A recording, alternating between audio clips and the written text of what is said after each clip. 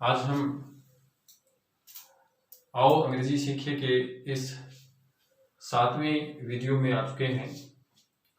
इसमें आज हम the present perfect continuous tense, जैसा कि नाम से ही इसके विदित है कि प्रेजेंट परफेक्ट कंटिन्यूअस यानी वर्तमान में कुछ काम है वो तो पूरा हो चुका है, लेकिन अभी भी कुछ काम है वो चल रहा है। जैसे हम कहें कि मोहन 2 घंटे से पढ़ रहा है। अब मोहन को पढ़ते हुए 2 घंटे हो गए, लेकिन अभी भी पढ़ रहा है।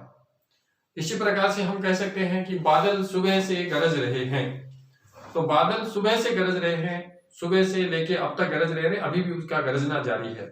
तो इस प्रकार के वाक्य जिनमें कुछ कार्य तो पूरा हो चुका है लेकिन कार्य अभी भी जारी है, तो इस प्रकार के जो वाक्य हैं उनकी अंग्रेजी हम प्रेजेंट परफेक्ट कंटिन्यूअस टेंस में बनाते हैं। जैसा कि अपन पहले देख चुके हैं कि किसी भी टेंस का अध्ययन या उसकी जानकारी है हम 4 पॉइंट में प्राप्त करते हैं। पहला पॉइंट हमारा हिंदी में पहचान का होता है। तो प्रेजेंट परफेक्ट कंटिन्यूअस टेंस जो है उसके हिंदी के वाक्यों की, यानी हिंदी में कौन से वाक्य होंगे जिनकी अंग्रेजी हम प्रेजेंट परफेक्ट कंटिन्यूअस टेंस में बनाएंगे। तो देखिए, जिन हिंदी के वाक्यों के अंत में रहा है, रही है, रहे हैं, रहा हूं या आ है, ए है, ई है, आ हूं आदि आते हैं और साथ में समय और से भी दिया हुआ होता है, ये विशेषता है। हालांकि रहा है, रही है, रहे हैं आदि आते हैं प्रेजेंट कंटिन्यूअस में भी, लेकिन उसमें समय और से नहीं होता है। इसमें रहा है, रही है, रहे हैं के साथ में समय और से भी आता है। जैसे वह सुबह से यहां बैठा है, बच्चे 2 घंटे से क्रिकेट खेल रहे हैं, मैं 10 साल से इस मकान में रह रहा हूं, तुम लंबे समय से यहां क्यों बैठे हो। इस प्रकार के वाक्य जिनमें समय भी आएगा और से भी आएगा और रहा है, रही है आदि भी आएंगे, ये होती है हिंदी में पहचान। नंबर 2, दूसरा पॉइंट हमारा हेल्पिंग वर्ब का होता है। तो इस टेंस में हेल्पिंग वर्ब 2 हैं, हैज बीन और हैव बीन। हैज बीन और हैव बीन। यूज का नियम वही है, यदि सब्जेक्ट थर्ड पर्सन और सिंगुलर होता है तो हैज बीन आएगा, बाकी सभी जो सब्जेक्ट हैं उनके साथ हैव बीन आएगा। और मेन वर्ब जो होती है, देखिए इसमें परफेक्ट जो है उसका रिप्रेजेंटेशन तो कर दिया हैव बीन या हैज बीन ने, और कंटिन्यूअस होने की वजह से इसमें प्रेजेंट पार्टिसिपल यानी चौथा रूप जिसको आईएनजी फॉर्म बोलते हैं वो आता है। यानी मेन वर्ब की इस टेंस में हमेशा आईएनजी फॉर्म या जिसको ग्रामर की भाषा में प्रेजेंट पार्टिसिपल बोलते हैं या अपन सामान्य जुबान में उसको चौथा रूप बोलते हैं, फोर्थ फॉर्म बोलते हैं, वो काम में आता है। उसके बाद में हम स्ट्रक्चर देखेंगे। तो स्ट्रक्चर में सबसे पहले अफर्मेटिव स्ट्रक्चर यानी पॉजिटिव सेंटेंस में सबसे पहले सब्जेक्ट, फिर हैज, हैव बीन जैसा भी सब्जेक्ट होगा, उसके बाद में मेन वर्ब की ING form, object, since, for, फिर उसके बाद में टाइम, फिर रिमाइंडर। हाँ, एक बात बहुत महत्वपूर्ण है इसमें कि समय के साथ जो से शब्द आता है इसमें उसकी अंग्रेजी 2 प्रकार से बनती है। उसमें हमें देखना पड़ेगा कि जो वाक्य जिसकी अंग्रेजी हम बना रहे हैं उसमें समय की कोई माप है, मेजरमेंट है, या समय की कोई अवधि या पीरियड है, तब तो हम बनाएंगे फॉर। जैसे मोहन 2 घंटे से पढ़ रहा है, अब मोहन को पढ़ते हुए 2 घंटे हो गए हैं, इसका मतलब एक पीरियड आ गया, एक मेजरमेंट आ गया, तो ऐसी कंडीशन में तो हम बनाएंगे फॉर। और यदि समय का एक संकेत दिया गया हो, पॉइंट ऑफ टाइम दिया गया हो, समय का इशारा दिया गया हो, सिर्फ हमारे पास माप नहीं आए, वैसे अभी हमने वाक्य दिया कि मोहन 2 घंटे से पढ़ रहा है, और यदि मैं इस वाक्य को इस तरह से बोलूं कि मोहन 2 घंटे से नहीं बल्कि 2 बजे से पढ़ रहा है, अब 2 बजे से कब तक हमें कुछ भी मालूम नहीं है, समय की कोई माप नहीं आती, बस एक इशारा है कि 2 बजे से पढ़ रहा है। इसी तरह से वह सुबह से यहां बैठा है, अब सुबह से कब तक हम ये कहें कि वह 5 घंटे से यहां बैठा है, तब तो एक माप आ गई।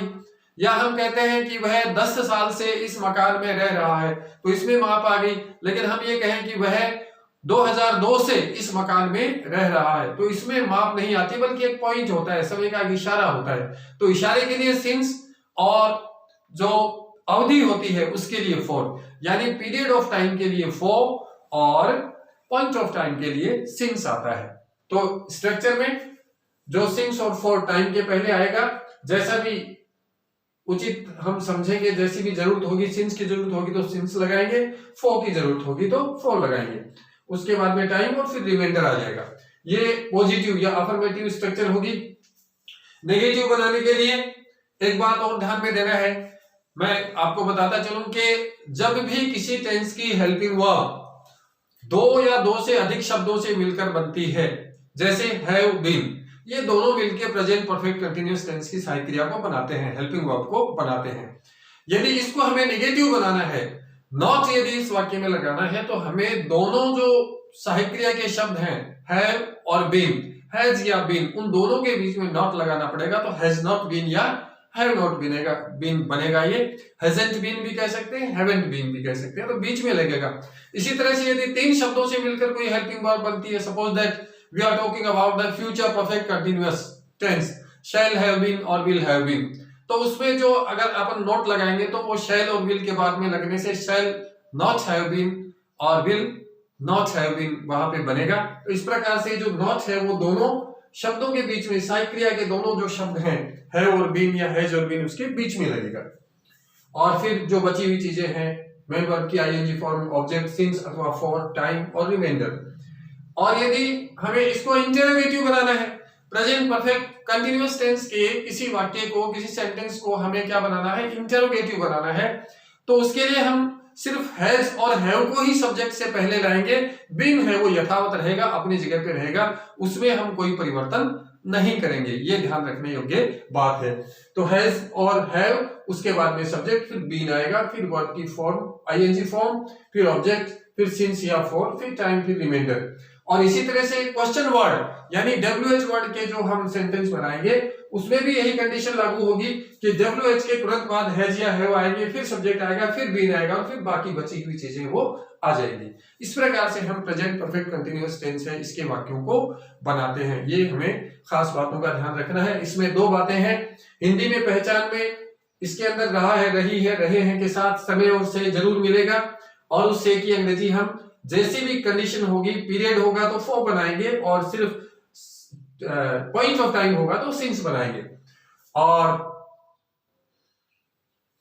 हेल्पिंग वर्ब हैज बीन या हैव बीन लगाएंगे सब्जेक्ट के अकॉर्डिंग, थर्ड पर्सन सिंगुलर के साथ हैज बीन लगाना है, बाकी सबके साथ हैव बीन लगाना है, और वर्ब की प्रेजेंट पार्टिसिपल फॉर्म जिसको आईएनजी फॉर्म बोलते हैं वो लगानी है। अब हम इसके 2-4 वाक्य हैं वो बनाकर देखते हैं।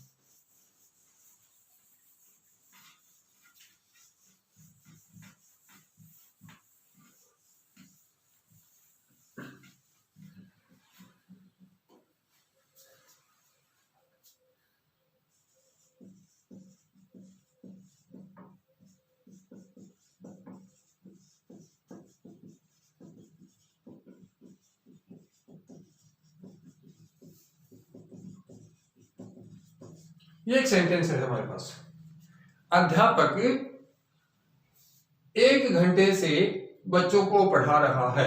मैंने आपको पहचान बताई थी, रहा है, उसके बाद में पूर्ण विराम और समय और से, समय दिया गया है 1 घंटे और साथ में से। ये खास पहचान होती है प्रेजेंट परफेक्ट कंटीन्यूअस टेंस के हिंदी के वाक्यों की, कि इसमें रहा है, रही है, रहे के साथ समय और से जरूर आपको हिंदी में मिलेगा। तो अध्यापक 1 घंटे से बच्चों को पढ़ा रहा है, अफर्मेटिव सेंटेंस है। पहली स्ट्रक्चर हमारी लगेगी द टीचर, अध्यापक, द टीचर।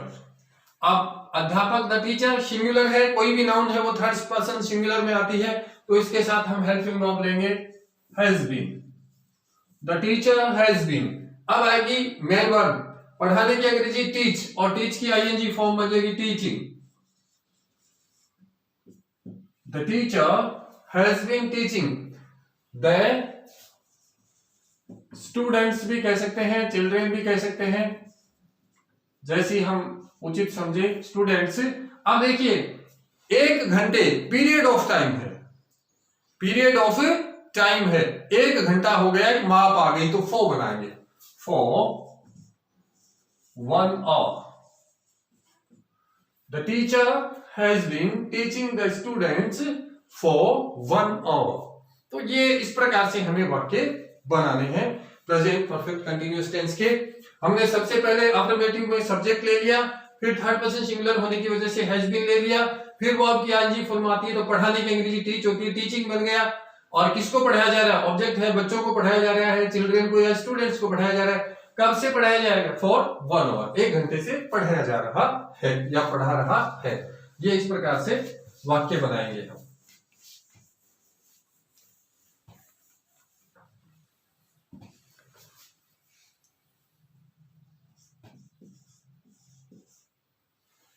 दूसरा वाक्य देखिए, हम देखते हैं, इंपॉर्टेंट और इंटरेस्टिंग वाक्य है।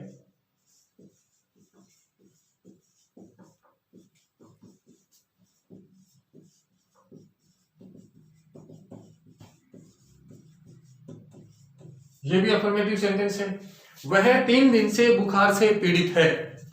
वह 3 दिन से बुखार से पीड़ित है। अब देखिए, न तो इसके अंत में रहा है, रही है, और न आ है, ई है, आदि है, लेकिन उसके जो बुखार की जो क्रिया है वो अनवर्त है। 3 दिन से उसको बुखार चढ़ रहा है, अभी भी बुखार उसको है, अभी उसका बुखार टूटा नहीं है, तो this is the continuous process. तो इसमें 3 दिन तो हो गए बुखार को और अभी भी उसका बुखार है वो चढ़ा हुआ है, टूटा नहीं है। तो इस प्रकार का वाक्य जो है वो भी किसमें जाएगा? प्रेजेंट परफेक्ट कंटीन्यूअस टेंस में जाएगा। अफर्मेटिव सेंटेंस था सबसे पहले सब्जेक्ट ही, और ही के साथ थर्ड पर्सन सिंगुलर होने के कारण has been, he has been. अब देखो, पीड़ित होने के लिए अंग्रेजी में काम आता है सफर, SUFFER, और सफर की आईएनजी फॉर्म हो जाएगी suffering. He has been suffering, और सफर के साथ हमेशा रोग से पहले फ्रॉम आता है। He has been suffering from fever. He has been suffering from fever. वह बुखार से पीड़ित हो रहा है। कितने दिनों से? For 3 days, 3 दिनों से। He has been suffering from fever for 3 days. यानी वह 3 दिन से बुखार से पीड़ित है या पीड़ित हो रहा है। इस प्रकार से एक इंटरोगेटिव वाक्य बना के देते हैं।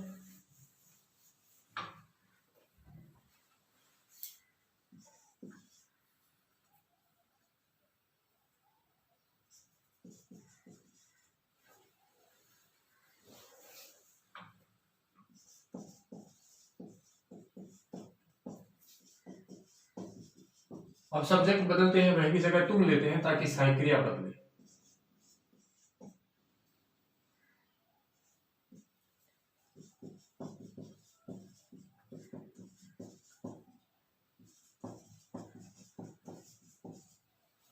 ये इंटरोगेटिव है, और इंटरोगेटिव है क्वेश्चन वर्ड वाला, WH वर्ड वाला। तुम पिछले 1 साल से कहां रह रहे हो? तो देखो, कहां, ये प्रश्न सूचक हो गया, रहा है, रही है, ये कंटिन्यूअस की पहचान हो गई, और 1 साल और से, ये होगी परफेक्ट कंटिन्यूअस की पहचान। तो 1 साल से समय और से दिया हुआ है। अब देखिए, इसमें चौथी स्ट्रक्चर लगेगी, क्वेश्चन वर्ड आ गया, कहां के लिए वेयर, और सब्जेक्ट देखेंगे फिर उसके बाद में हम। सब्जेक्ट किसका है? तुम की अंग्रेजी होती है यू, तो यू के साथ हैव बीन आएगा। तो सबसे पहले हैव बीन पूरा नहीं लाएंगे, सिर्फ हैव लाएंगे सब्जेक्ट से पहले। वेयर हैव, अब लाएंगे सब्जेक्ट, और प्रेजेंट परफेक्ट कंटिन्यूअस होने की वजह से बीन। बहुत ध्यान से बनाना है हमें, एक बार ध्यान से बनाएंगे फिर ये वाक्य प्रैक्टिस में आ जाएंगे। वेयर हैव यू बीन, रहने की अंग्रेजी लीव, और लीव की आईएनजी फॉर्म या present participle living. Where have you been living. अब पिछले 1 साल से, 1 साल हो गया है पिछला, फिर पीरियड आ गया, तो for last 1 year. Where have you been living for last 1 year. तुम पिछले 1 साल से कहां रह रहे हो। अब एक सेंटेंस ऐसा बनाते हैं जिसमें सिंस आ जाए।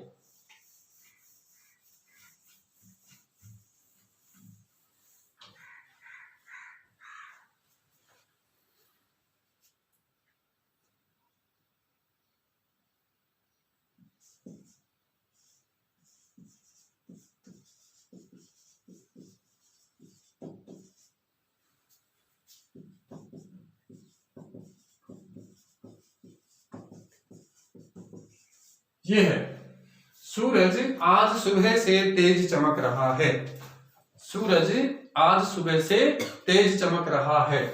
अब रहा है, पूर्ण विराम आ गया, अफर्मेटिव सेंटेंस है, सुबह और से, समय और से आ गया, प्रेजेंट परफेक्ट कंटिन्यूअस टेंस है। पहली स्ट्रक्चर लगेगी अफर्मेटिव में द सन, सूरज, एक सिंगुलर, थर्ड पर्सन सिंगुलर तो has been, the sun has been.